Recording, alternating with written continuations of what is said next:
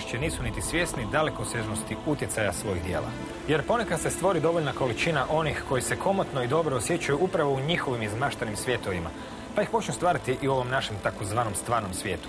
Tada je već manje jasno gdje počinje, a gdje prestaje realnost i što iz čega proizlazi. A kad stvarnost nadmašuje maštu, a mašta postaje stvarnost, to samo znači da smo opet ovdje, na rubu znanosti.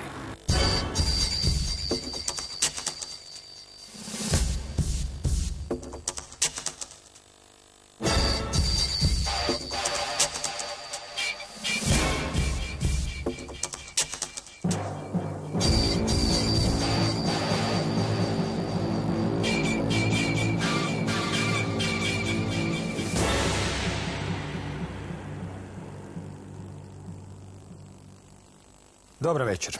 Ivana Drašner, kodnog imena Ignis, posjetila nas je iz svijeta fantazije i Tolkiena. Bruno Orešković pak delegat je Trekija, ljubitelj Star Treka, ali danas je u drugoj ulozi, malo šireg poznavatelja materije. Danas, dakle, pričamo za sve one koji nisu shvatili znajavi, a rečeno mi da neće nitko shvatiti, sad ćemo isprobati tu tezu. Pričamo zapravo o udrugama, udruženjima, skupinama ljudi nastalih iz izmaštanih svjetova. Pa koji su to, osim nekih koji ćemo i vidjeti, kakve su to skupine? Pa to su skupine koje se pretežno inspiriraju u svjetovima mašte koje je izmislio neki čovjek sad, kako se zove, radi raznih razloga, koji su postali poklonici, znači, cijelog jednog svijeta, mogli bi reći univerzuma, koji je on stvorio, koji postoje neka pravila, posebno neke, kako bi se rekao, ima svoje postavke, i što te postavke i ta pravila inspiriraju ljude da budu fanovi, odnosno poklonici tog svijeta iz mašte. Recimo primjer Zvjezdanih staza koji je nastao tamo krajem 60. godina prošlog stoljeća, koji je jedan čovjek izmislio kao jednu postavku svijeta koji je skoro pa savršen, znači utopijskog nekog svijeta gdje će ljudi se baviti samo istraživanjem, znanstvenim radom, u biti poboljšanju sebe. I sad ljudi koji su poklonici tog svijeta u biti teže nekim tim idealima koji su postavljeni u tom seriji, odnosno serijalu i filmovima, kao što ljudi znaju, naravno, to su mogli vidjeti na našoj televiziji. Znači, što im omogućuje, znači, da žive po nekim pravilima i u današnjem svijetu, znači da funkcionira praktički da budu što bliže, recimo, onoj idealu iz te serije u današnjem životu, u današnjem svijetu. Znači, koliko im to omogućava današnji svijet. O kojim zapravo skupinama pričamo? Neke su slavnije, neke su brojnije, neke su manje brojnije, neke se nisu inspirirale konkretnim filmom. Možete nam nekoliko njih nabrojati? Pa, recimo, evo, kao što sam napomenuo, znači imamo ljubitelje Zvjezdanih staza, znamo od kuda oni vuku svoju inspiraciju. Onda imamo posebnu jednu udrugu koja je ljubitelja Star Warsa, odnosno Zvjezdanih ratova. Možemo reći da su oni često u sukobu međusobno, smatraju se konkurentima velikim, zbog toga što Star Wars se više bazira na nekakvom fantazijskom više razmišljanju, dok je Zvjezdane staze su točno znanstvenom obrađenom principu, što su čak i neki fizičari potvrdili. Onda imamo, ne znam, udruge poput nekih ljubitelja, recimo Alien serijala, znači filma Alien, koji ima neke svoje postavke, znači to je totalno neki drugačiji svijet od ove dva prethodna. Onda imamo i sad... Što se tiče ovih, ajmo nazvati, udruga sa mističnim zaleđem, kao što su vještice, Srednji vijek ili nešto slično. Pa imamo, recimo, znači, te udruge poput vještice iz Midgarda, čiji je neka nit vodilja mitska kultura starih naroda koji su pretežno germanskog podrijetla. Znači, recimo, nekih naroda koji su živjeli na sjevernu Škotske, Danske, Norveške, Švedske, znači, to bi, recimo, neki narodi koji su živjeli, recimo, iz kojih su potigli Vikinzi, koji znamo, koji mnogi znaju. Oni to ujedno i proučavaju na određeni način. Naravno, oni to proučavaju, znači oni se više, ajde recimo, to bave znanstvenim, nekako znanstvenim pristupom, ali pokušavaju, znači, simulirati u svakodnevnom životu neke običaje koje su ti stari narodi imali i neka vjerovanja koje su to stari narodi imali. Znači, kako bi se reklo, furaju se na njihove običaje, znači, u današnjem svijetu. Iz kojeg svijeta vi dolazite? Kako on izgleda? Fantasy svijet. Gdje je taj svijet potekao? I kako se stvori u vašem životu uopće? Pa ima mnogo početaka, više svjetova. To je jedan od u kojeg ja potičem. To je Tolkienov svijet. Znači, Međuzemlje i cijela Arda. Većinom ja samo tamo. Znači, to me povezalo sa cijelim fantazijom. fantastika. Kako to izgleda živjeti u takvom svijetu? Znači, ako se ne varam, spomenuli ste da vas ima od 90 do 900, što govori o jednoj poprilično opuštenom principu vrbovanja članova i njihovom otpuštanju u najmanju ruku. Na koji način zapravo se taj svijet onda živi? Okupljanja, razgovori, priče, čemu to sliči? Što se zbiva u njima? Isto kao i svaka subkultura, mi imamo na neki način svoj jezik, svoje termine koje koristimo, magije, pod navodnike magije. Sve to više kao i normalan svijet, no u čemu je razlika? Imamo kodna imena. Samim tim mi iz knjiga, određenih filmova, što je sad postalo dosta aktualno. To već postoji dosta dugo vremena, no kako je Gospodar prstenova krenuo kao film, to je sad ajmo reći, Big Bang za fantasy. Samim tim to je krenulo u šire vode. Da li se vi više osjećate kao Ivana ili kao Ignis? Više kao Ignis. A dobro, od kuda se pojavio taj alias? Što bi im trebao značiti? On znači vatru, na latinskom vatra, kao element. I jednostavno, pošto elemenata ima i u ovom svijetu, ajmo real life svijetu, tako ga ima i u fantaziju. Pošto većina imena je već dobro poznata, bila je već dosta zauzeta koje su se htjeli koristiti, koje sam ja osobno htjela koristiti, jednostavno sam onda uzela one koji mi je već od davnih dana bio ostao u glavi. I uglavnom unutar ekipe se zovete po tim imenima? Da. Dobro. Ekipa, nema tu pravih imena. Znači, na osobnoj karti krivo piše, to je sve. Da, upravo tako, mala pogreška. Dobro, krenimo onda redom od prošlosti prema budućnosti. Neki su zaglavili u prošlosti, nitko im ne može uopće pomoći. Sretna okolnost, to zapravo oni i ne žele da im nitko pomogne. Mati Crnogaća.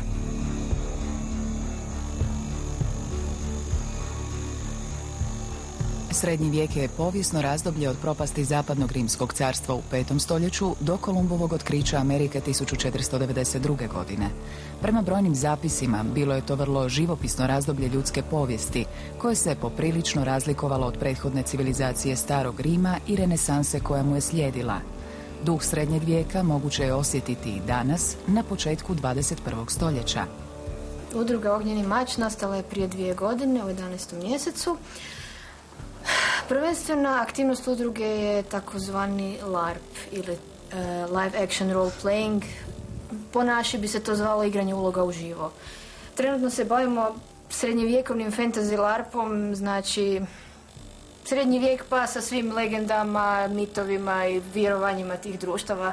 Tako da imamo i recimo druide, čarobnjake, evo gospodin je kovač, imamo vitezove i tako dalje i bavimo se rekonstrukcijom takvih sličnih oklopa.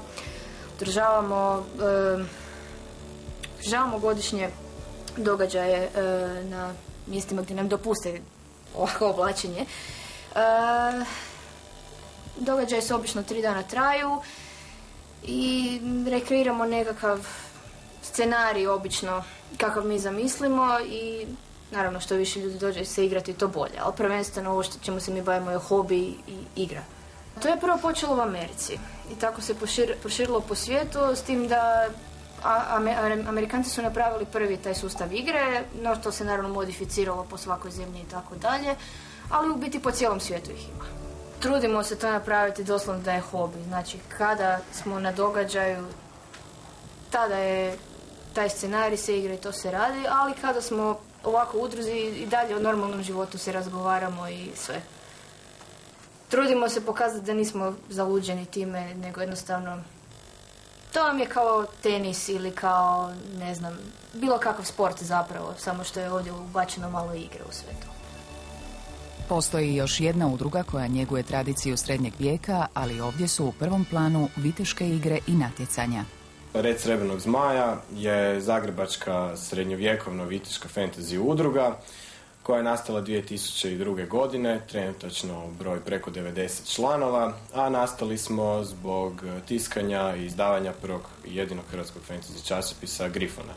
Na početku smo trebali jednu pravnu osobu koja bi se dakle bavila sam izdavaštvom i zato smo stvorili udrugu. Kasnije, kako su dolazili razni članovi, naši nekakvi vidici i ideje su se širili i zapravo evo, dan danas smo jedna baš srednjovjekovna viteška udruga koja se bavi proizvodnjom oklopa, znači chainmailova koje sami radimo, nastupamo na raznim viteškim turnirima i srednjovjekovnim događajima, te također imamo i RPG klub u sklopu udruge, odnosno role-playing games poput Dungeons and Dragonsa i takvih igara.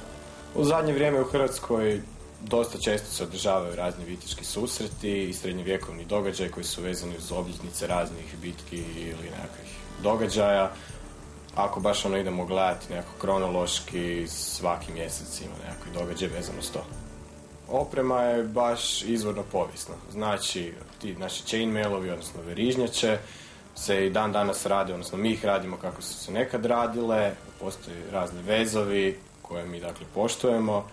Full plate-ovi, odnosno komadi koje možete vidjeti na nama od ovih konzerva okopa, su također originalno rađeni i također su zapravo nekakva preslika muzejskih primjeraka.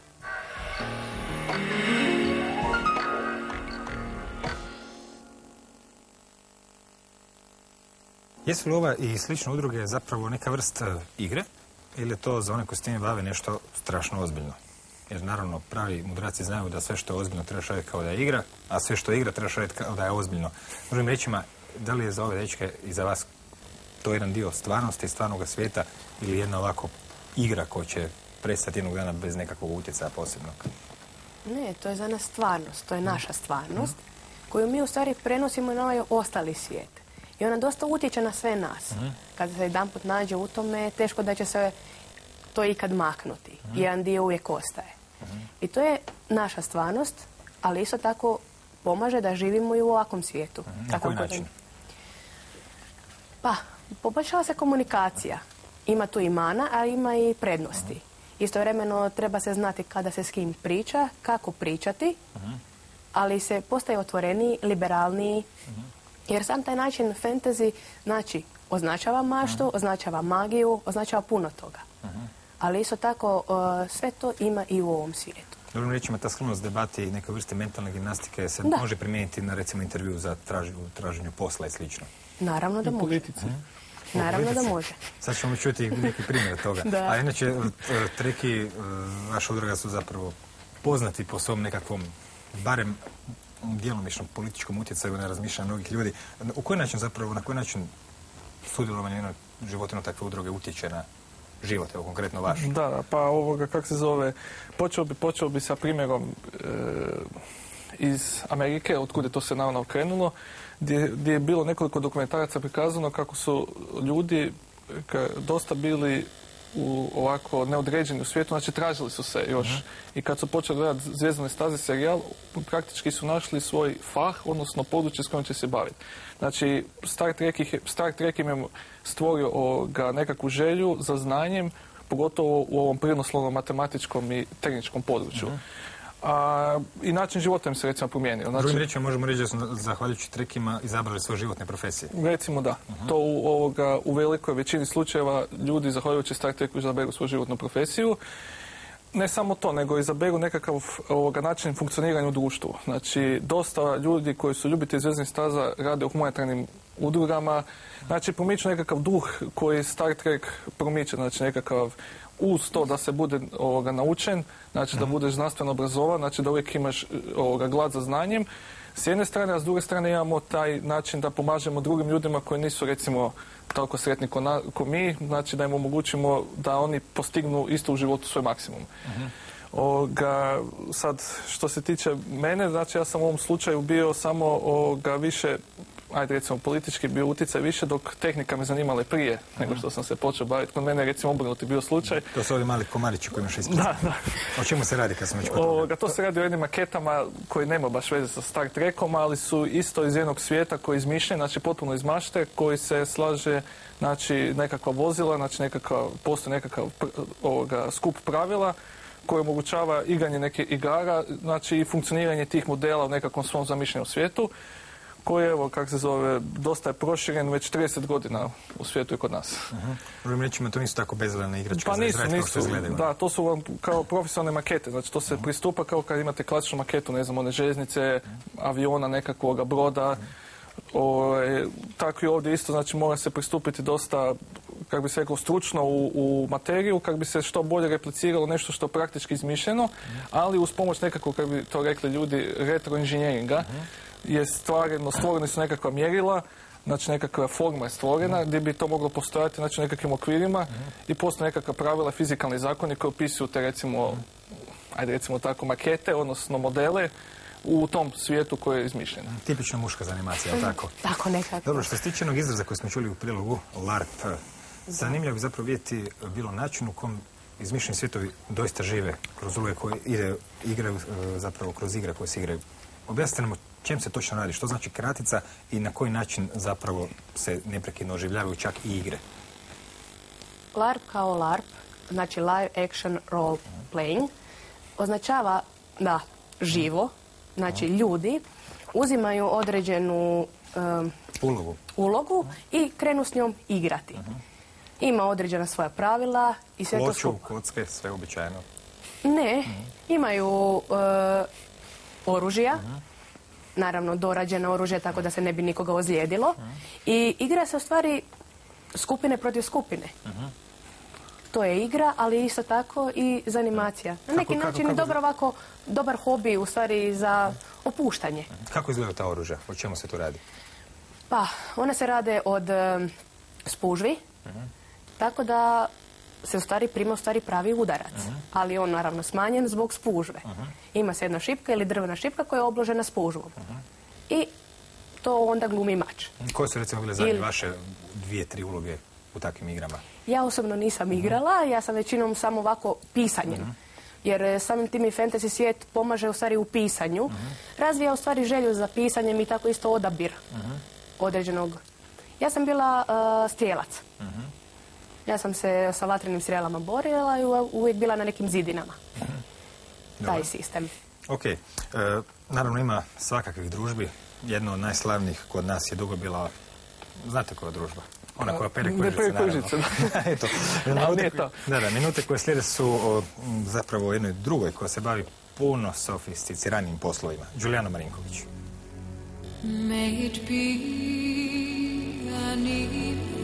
Jedan prsten da svima gospodari, jedan za svima seže, jedan prsten da sve okupi i u tami ih sveže. Utvara tamnog gospodara ponovno prijeti svim narodima dobre volje. Vrijeme ističe. On poprima obličje. Na velikom jezeru u središtu Međuzemlja prostire se plemeniti otok Almaren. Tamo se okupilo 9 bića, 9 vizionara koji su proveli svoju veličanstvenu misiju u djelo. Tako je stvorena Almarenska družina, to jest udruga Tolkienovih obožavatelja, koja danas broji preko 90 članova. Simbolično valja napomenuti da je udruga osnovana bila od 9 članova. Znači 9 članova kao što je bila i prstenova družina, poznata kao glavni dio trilogije Gospodara prstenova. Gospodar prstenova neizmjerna inspiracija za sve ljubitelje fentezija, žanra u kojem se isprepliču drevni ratnici, čarobnjaci, fantastična bića i nadnaravna alkemijska svojstva. Smatra se da su upravo ova djela postavila moderne standarde fentezija. Osim Tolkienovih knjiga, nedavna filmska trilogija Petera Jacksona dodatno je približila publici ovaj čarobni svijet. Mi se prvenstveno sad trenutno bavimo literalnim radom, odnosno obuhvaćamo preko knjiga, vidimo šta nam oni nude. Stvaramo svoj vlastiti svijet i pokušavamo ga predočiti drugima. Isto tako tu mi ne stajemo, s obzirom da su stvorene, Tolkien da je stvorio umjetne jezike i umjetno pisma kao što su Quenya, Sindarin i pisma Tengvar. Mi pokušavamo pružati svima nama koji su zainteresirani da podučimo ljude tim jezicima, jer su oni sasvim ravnopravni u svijetu. Izmišljeni jesu, ali smatraju se kao da su postojeći i važeći. Isto tako imamo nekoliko članova koji se bave pisanjem Tengvara, koji je isto jedna od vrsta pisma. Članovi udruge provode mnoštvo aktivnosti uz pomoć kojih istražuju Tolkienov svijet u svim dimenzijama. Organiziraju se natjecanja u igrama na ploči, a izrađuju se i nakit na temu Gospodara prstenova. Tu su i gostovanja na mnogim hrvatskim konvencijama koje se bave znanstvenom fantastikom i fantazijem. Valja tu istaknuti i debate. Recimo, debate dvaju suparničkih timova na neku temu. Isto održavamo na našem Tolkien boardu, koja je glavno naše okupilište na internetu konkretno, i brojimo preko 200 članova koji su aktivni i preko 200-300%. U svakom slučaju valja istaknuti da to je mjesto za druženje bilo kakve sfere, bilo osobnih stvari, bilo da se radi o Tolkienu, bilo o filmovima. Svijet čarobnih prstenova obitava paralelno uz naš svijet. Takvo prožimanje nudi nam mnoge mudre pouke. Detaljna konstrukcija mašte uvučena u eskapistički sukob svjetla i tame pokazuje nam plemeniti smjer koji možemo primijeniti u donošenju stvarnih životnih odluka.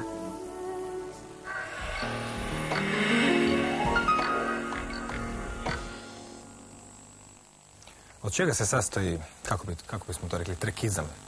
Što treki čine trekijima, kako provode svoje vrijeme? To jest vaše zajedničko vrijeme. Pa znači imamo sastanke redovito, znači sad govorim za primjer za ovo domicilno stanovništvo, znači za Hrvatsku, da, za lokalno općinstvo. Dakle, to je pravi izraz. Da, pravi izraz, da. Mi pretežno, znači postoji samo jedna Startek udruga u Hrvatskoj. Znači ona djeluje tu na području Zagreba. Jedna, ali da vlada svima. Jedna da. Ne može. Uvijek je tako, da. U Zagrebu se sastajemo, znači na Trešnjevci, u četvrtkom, to ovakav termin koji je svima bio povoljan, znači to je onak bilo dogovorno. I sad tu se dešavaju različite stvari. Znači, kad se sastanemo, nikad nije ništa planirano, znači sve se dešava spontano, prvenstveno.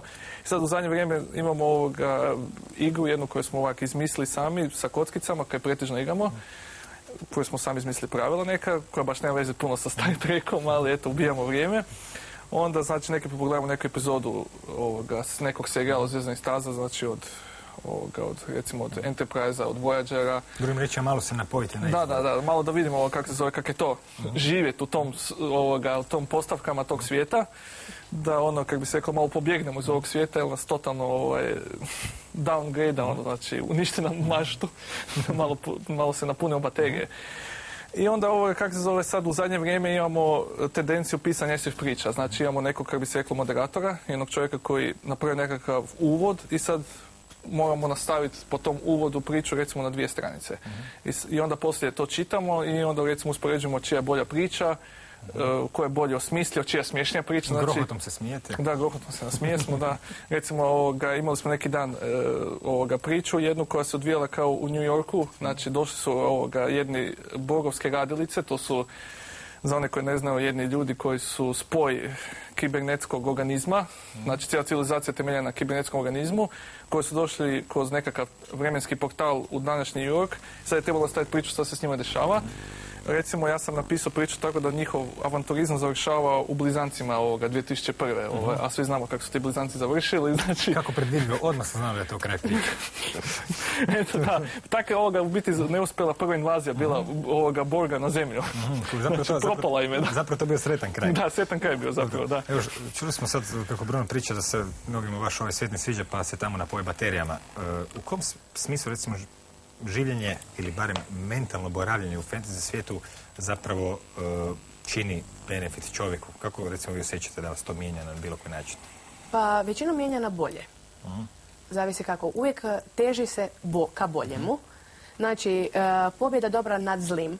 Samim tim da prenesemo to u stvarni svijet, poboljšanje samoga sebe. A onda probati poboljšati i okolinu oko sebe koliko je god to moguće, da ona bude podnošljiva, da se može pomoći drugima, da se manje sebičnosti, veća otvorenost. Na taj način to u stvari pomaže. I veća komunikacija. Poboljšava se komunikacija, više ljudi se upoznaje i manji strah od upoznavanja novoga. Da uvijek bude ljepše upoznati nešto novo, neku promjenu imati. Da se uvijek nešto kreće. Svijet znači ne gleda kao čudake, uglavnom. Gleda. Gleda. Mislim da ste dobro uklopljeni u oba svijeta. Pa, tako. Ako se nađe nas više, koji smo iz te subkulture, i kad nas neko sa strane gleda, rekao bi da nismo normalni, tko smo mi i šta mi uopće to pričamo. Ali meni se to čini da ima dosta korisne stvari za razvijanje čovjeka. Recimo, koliko sam čuo, imat ćete seminare za ove jezike vilenjačke i mordorske. Drugim riječima, tu smo već na jednom pravom području znanosti koja se bavi jezicima. Pa naravno. Imate li znači prave stručnjake za jezike? Pa nemamo baš prave. To je sve mi sami učimo. I pokušavamo dosegnuti ono što je sam pisac Tolkien napisao.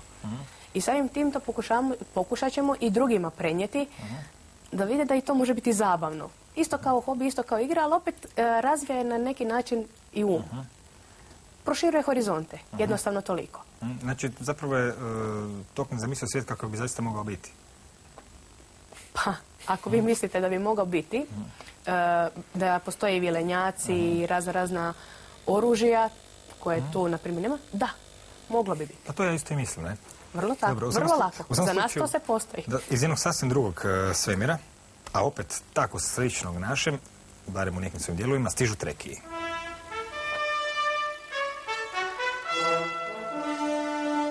Serija Zvijezdane staze neizostavni je segment za svakog pravog ljubitelja znanstvene fantastike.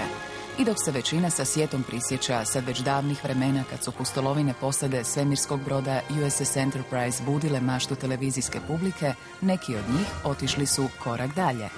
Diljem svijeta počele su se osnivati udruge ljubitelja ove kultne serije. Članove jedne takve udruge možete pronaći i na zagrebačkoj adresi.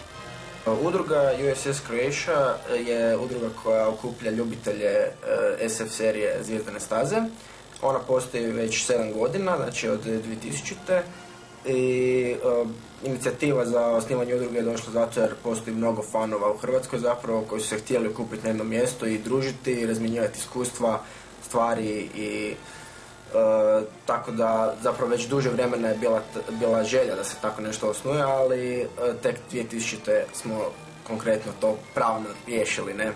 I onda smo se počeli okupljati, udruga je imala u jedno vrijeme oko 100 članova, danas ima nešto manje oko 50-ak. Postoji još mnogo udruga u Hrvatskoj koje se bave znanstvenom fantastikom i zato se tokom godine organiziraju razne konvencije po Hrvatskoj u ovako većim gradovima tipa Osijek, Rijeka, Zagreb, Pazin i tako to. Tamo se okupljaju ljudi koji imaju dakle slične interese i tamo se onda organizira nekakav zabavni sadržaj, nekakva predavanja i svi se nađemo na jednom mjestu i onda dakle, iz cijele Hrvatske i onda isto družimo se. Osim pukog druženja i izmjene iskustava, članovi udruge se i kreativno izražavaju. Pa ovo smo dali sašit po uzoru na ono što smo vidjeli u seriji, u filmovima. Konkretno ovo je zapravo iz filma First Contact i iz serije Deep Space Nine, tamo se nosila ovakva uniforma. To je standardna federacijska uniforma. A ono što smo mi ovdje napravili je možda ovaj 3D šah i neke naše amaterske filmiće smo radili i ne znam, imali smo nekada davno dramsku sekciju koja je radila predstave ovako za te konvencije.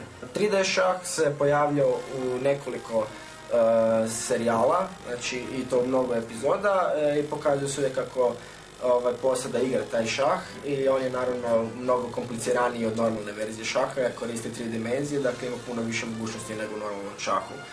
Doduše, zbog toga ga je puno teže igrat, pa ga ne igramo toliko često jer treba dosta vremena da se ovlada njime. Vjerojatno bi i slavni Gari Kasparov imao velikih problema s kapetanom Kirkom u jednom ovakvom dvoboju. Ako smo ovom pričom u vama probudili nekog skrivenog Klingonca ili Vulkanca, pravo je vrijeme da postanete članom udruge ljubitelja zvijezdanih staza.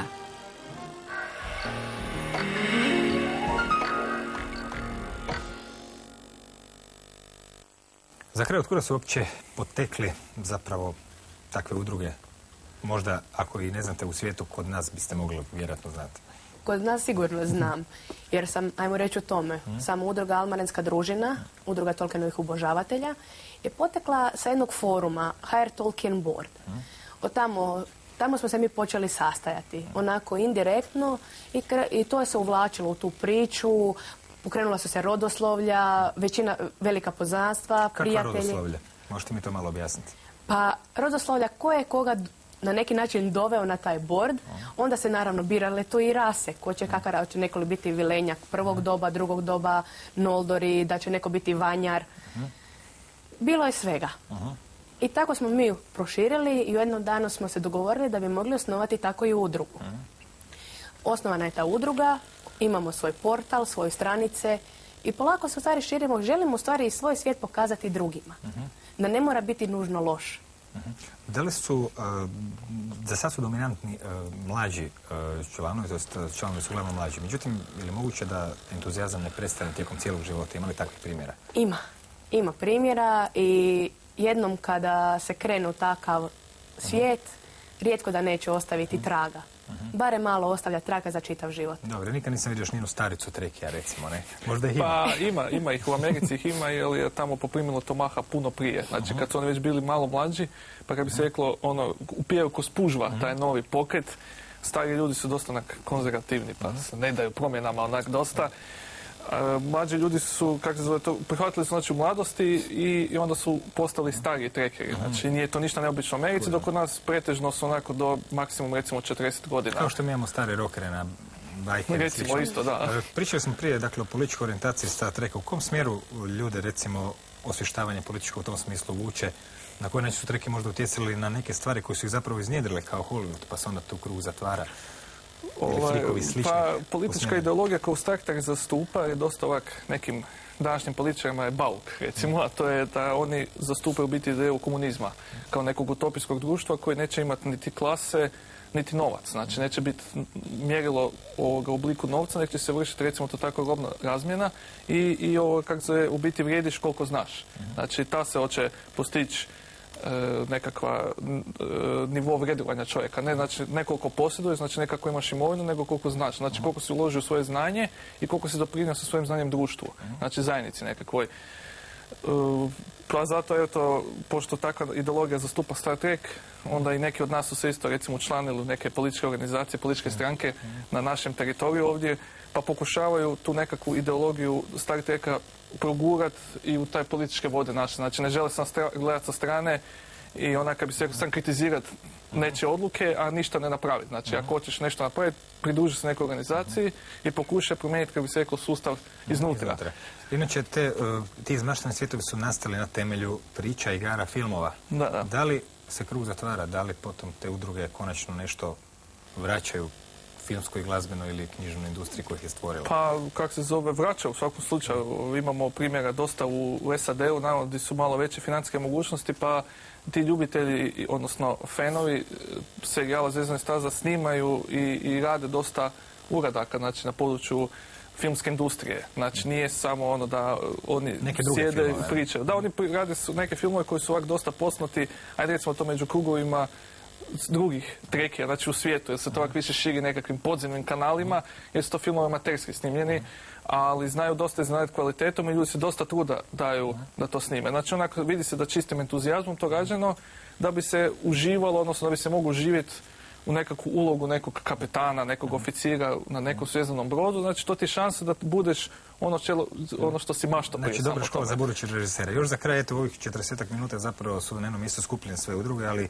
to nije jedino mjesto gdje se planira da budu skupljene.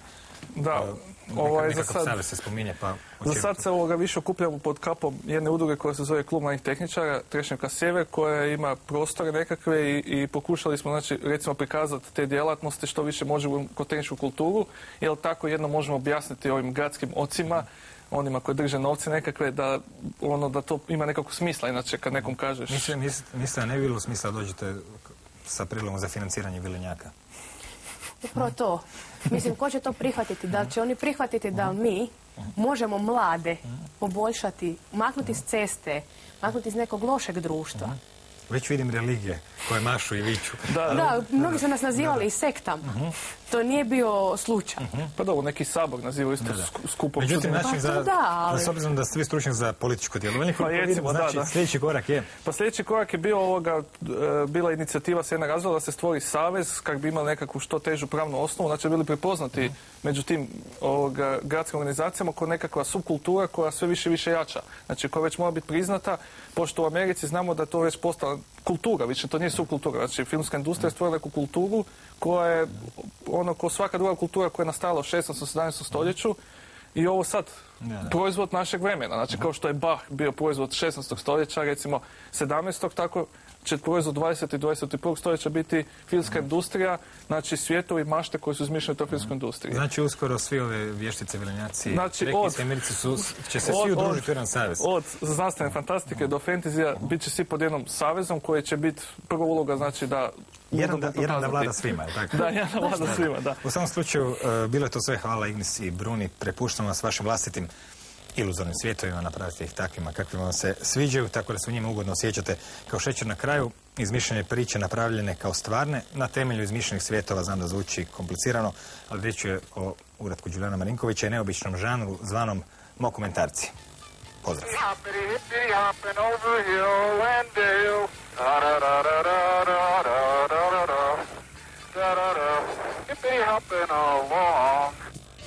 CBS-ova radiodrama Rat svjetova emitirana je 1938. godine.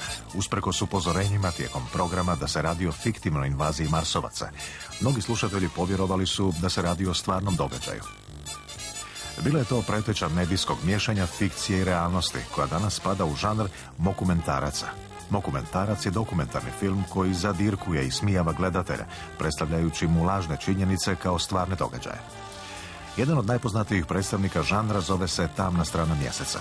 Film promiče ideju da je spuštanje američkih astronauta na mjesec bilo lažirano od strane redatelja Stanleya Kubricka, koji je cijeli događaj snimio u hollywoodskom studiju. Intervjui sa poznatim osobama vode se o nekoj drugoj temi, a zatim se montiraju izvan konteksta. Iluziju omogućava naracija spikera i unajmljeni glumci. Teoretičari zavjere nasjeli su na ovaj dokumentarac, pa ga mnogi još uvijek smatraju autentičnim prikazom stvarnosti. Jedan od predsjedničkih savjetnika, general Aleksandar Haigil i Donald Rumsfeld, neodlučno je predložio da bi prve korake na mjesecu mogli snimiti u studiju. Ukoliko doživimo neuspjeh, tada bismo javnosti uvijek mogli pokazati te snimke. Razgovarao sam s predsjednikom, a to je podržao i Kissinger. U početku to nisam shvaćao ozbiljno. Tako mi je bilo rečeno, no to se nastavilo razvijati dalje. Nixon je sjeo na svoju stolicu. Zatvorio oči na nekoliko minuta. Zatim je ustao i izjavio: gospodo, imate manje od 2 tjedna da sve pripremite. To je bila velika ideja i važna stvar za nas. Mnogo napora smo uložili u to. Manje je poznato da se produkcijom mokumentaraca povremeno bavi poznati filmski redatelj George Lucas. Mokumentarac iz 1982. Povratak Ivoka govori o glumcu Warwicku Davisu koji nosi kostim stvorenja Viketa. Viket luta po setovima filma Povratak Jedija, pokušavajući dobiti angažman. Pritom ga progone filmski negativci koji se prikazuju kao likovi iz stvarnosti.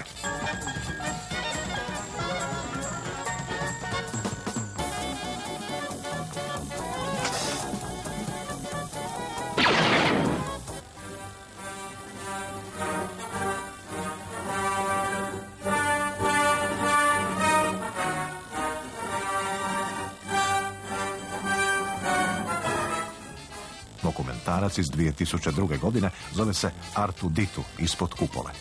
Film predstavlja poznatog droida iz Ratova zvijezda kao živoga glumca, prateći njegovu stresnu karijeru kroz uspone i padove. Prije mnogo godina upoznao sam Artua. Tada je bio samo jedan mladi i dobročudni droid. Vjerojatno me se više i ne sjeća.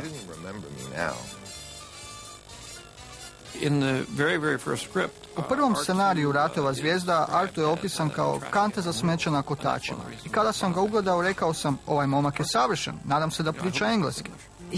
Mislim da je imao dosta loših angažmana. Imao je užasnog filmskog menadžera. Artu je u jednom trenutku počeo puno piti.